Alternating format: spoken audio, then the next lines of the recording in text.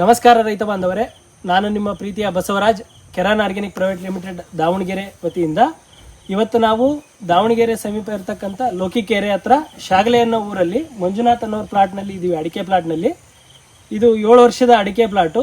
ಈ ಪ್ಲಾಟ್ಗೆ ಸುಮಾರು 3 ರಿಂದ 4 ವರ್ಷದಿಂದನೂ ಕೂಡ ನಮ್ಮ ಕೆರಾನ್ ಪ್ರಾಡಕ್ಟನ್ನು ಪ್ರತಿಯೊಂದು ಸಾವಯವ ಪದ್ಧತಿಯಲ್ಲಿ ಬೆಳೀತಕ್ಕಂಥ ರೀತಿಯನ್ನು ನಾವು ಇವರಿಗೆ ಗೈಡ್ ಮಾಡಿ ಈ ಅಡಿಕೆ ಪ್ಲಾಟನ್ನು ಇವತ್ತು ನಾವು ಒಂದು ರೈತರಿಗೆ ನಿದರ್ಶನವಾಗಿ ಮಾಡಬೇಕು ಅನ್ನೋ ನಿರ್ಧಾರದಿಂದ ಅವ್ರ ಮಾಹಿತಿಯನ್ನು ತಗೊಳಕ್ಕೆ ಬಂದಿದ್ದೀವಿ. ಅವ್ರ ಮೂಲಕನೇ ಈ ಪ್ಲಾಟಿಗೆ ನಮ್ದು ಏನು ಮಾರ್ಗದರ್ಶನ ಇದೆ, ಅಡಿಕೆ ಇಳುವರಿಲಿ ಏನೇನು ಬದಲಾವಣೆ ಬಂದಿದೆ ಅದನ್ನು ಕೇಳಿ ಇವತ್ತು ನಾವು ತಿಳ್ಕೊಳ್ಳೋಣ. ನಮಸ್ಕಾರ. ಹೇಳಿ, ಈಗ ನೀವು ಈ ಪ್ಲಾಟಲ್ಲಿ ಎಷ್ಟು ವರ್ಷದಿಂದ ಕೆರಾನ್ ಬಳಸ್ತಾ ಇದ್ದೀರಿ? ಕೆರಾನ್ ಬಿಟ್ಟು ಅದ್ರ ಜೊತೆಗೆ ಮೂಲವಾಗಿ ಏನೇನು ಸಾವಯವ ಪದ್ಧತಿಗಳನ್ನು ಬಳಸಿದ್ದೀರಿ? ಸರ್, ಫಸ್ಟಿಗೆ ನಾನು ಈಗ 4 ವರ್ಷ ಆಯಿತು ಕೆರಾನ್ ಯೂಸ್ ಮಾಡೋಕತ್ತಿ. ಆದರೂ ಅದ್ರ ಜೊತೆಗೆ ಜೀವಾಮೃತ, ವೇಸ್ಟ್ ಕಂಪೋಸರು, ಫಿಶ್ ಲಿಕ್ವಿಡ್ಡು, ಸಗಣಿ ಗೊಬ್ಬರ ಅದನ್ನೆಲ್ಲ ಹಾಕ್ಯಂತ ಕೆರಾನ್ ಕಂಪ್ನಿದು ಯೂಸ್ ಮಾಡ್ಕೊಂತ ಬೆಳೀತಿದ್ದೀನಿ ಸರ್. ಈಗ 4 ವರ್ಷದಿಂದನೂ ಕೆರಾನ್ ಬಳಸ್ತಾ ಇದ್ದೀರಿ. 4 ವರ್ಷದ ಮುಂಚೆ ಪ್ಲಾಟ್ ಯಾವ ರೀತಿ ಇತ್ತು ಇದು ನಿಮ್ದು? ಊರಲ್ಲಿ ಏನಂತ ಇದ್ರು ಪ್ಲಾಟ್ ನೋಡಿ? ಸರ್, ಇದು ಗಿಡ ಶೀತ ನೆಲದಲ್ಲೇ ಗಿಡ ನಿಮ್ಮ ವೆದನೆಲ್ಲ ಕಟ್ಟೆ ಸಾಕಬೇಕು ಅಂತ ಹೇಳ್ತಿದ್ರು. ಈಗ ನಂಬರ್ 1 ತೋಟ ಅಂತ ಮಾತಾಡ್ತಾರೆ ಊರಲ್ಲಿ. ಫಸ್ಟಿಗೆ ಗಿಡ ವೀಕ್ ಇದ್ದು ಸರ್, ಗಿಡ ಎಷ್ಟೇ ಏನೇ ಇದು ಮಾಡಿದ್ರು ಗೊಬ್ಬರ ಹಾಕಿದ್ರು ಇದಾಗ್ತಿರಲಿಲ್ಲ. ಈಗ ನಿಮ್ದು ಹಾಕಕತ್ತಿ ಮೇಲೆ ಗಿಡ ತುಂಬಾ ಟಾಪ್ ಆಗಿದೆ ಸರ್. ಈಗ ಸಾವಯವದೊಳಗಡೆ 1 ವರ್ಷದಲ್ಲಿ ಯಾವ್ಯಾವ ರೀತಿ ನೀವು ಡೋಸನ್ನು ಕೊಟ್ಕೊಂತ ಬಂದಿರಿ ಸಾವಯವದೊಳಗಡೆ? ಸರ್, ಅದೇ ವರ್ಷಕ್ಕೆ 4 ಸತಿ ನಿಮ್ದು ಕೆರಾನ್ ಯೂಸ್ ಮಾಡ್ತೀನಿ. ತಿಂಗಳಿಗೆ 1 ಟೈಮು ಇಲ್ಲ 2 ತಿಂಗಳ ಕಂಪ್ನಿ ಜೀವಾಮೃತ, ವೇಸ್ಟ್ ಕಂಪೋಸರು ಯೂಸ್ ಮಾಡ್ತಾ ಬೆಳೀತಾ ಇದೀನಿ ಸರ್.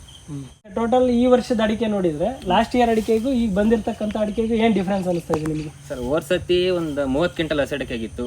ಈ ಸತಿ ಒಂದು 55 ಕ್ವಿಂಟಲ್ ನಿರೀಕ್ಷೆ ಇಟ್ಟಿದ್ದೀನಿ.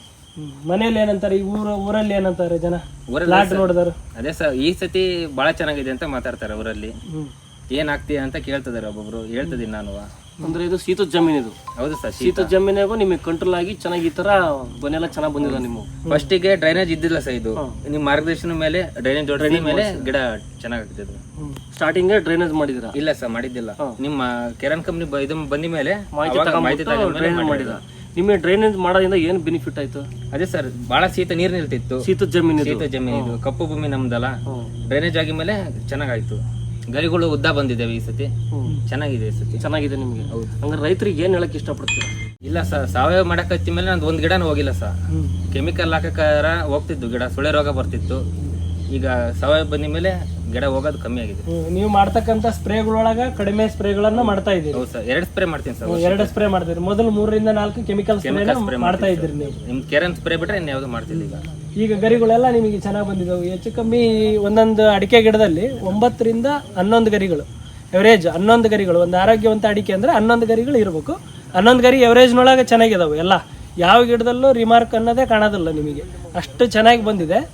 ನೀವಾದರೂ ಕೂಡ ಈಗ ಏನು ನಮ್ಮ ಮಾಹಿತಿ ಪ್ರಕಾರ ಪಂಚಗವ್ಯ, ದಶಗವ್ಯ, ಗೋಕೃಪಾಮೃತ, ಡೆತ್ ಅನಿಮಲ್ಲು, ಫಿಶ್ ಲಿಕ್ವಿಡ್ ಈ ಥರದ್ದನ್ನು ನಾವು ಗೈಡ್ ಮಾಡ್ತೀವಿ ಜನರಿಗೆ. ಇದು ಎಲ್ಲದರ ಜೊತೆಗೆ ಕೆರಾನನ್ನು ನೀವು ವರ್ಷದಲ್ಲಿ 1 ರಿಂದ 3 ಸಲ ಆಗಿರ್ಬೋದು, ಅವರ ಆರ್ಥಿಕ ಪರಿಸ್ಥಿತಿಗೆ ತಕ್ಕಂತೆ 4 ಡೋಸು, 2 ಸ್ಪ್ರೇ ಈ ರೀತಿ ಮಾಡ್ಕೊಳ್ಳೋದ್ರಿಂದ ನೀವು ಅಡಿಕೆನ ಜಾಸ್ತಿ ಮಾಡ್ಕೋಬೋದು. ಈ ಮಾಹಿತಿಯನ್ನು ತಗೊಂಡು ನೀವು ಕೂಡ ಅಡಿಕೆ ಒಳಗೆ ಅತಿ ಹೆಚ್ಚು ಇಳುವರಿ ಪಡಿಬೇಕಂತ ಈ ಮೂಲಕ ನಾವು ಕೇಳ್ಕೊಂತೀವಿ ನಿಮಗೆ. ನಮಸ್ಕಾರ. ನಮಸ್ತೆ.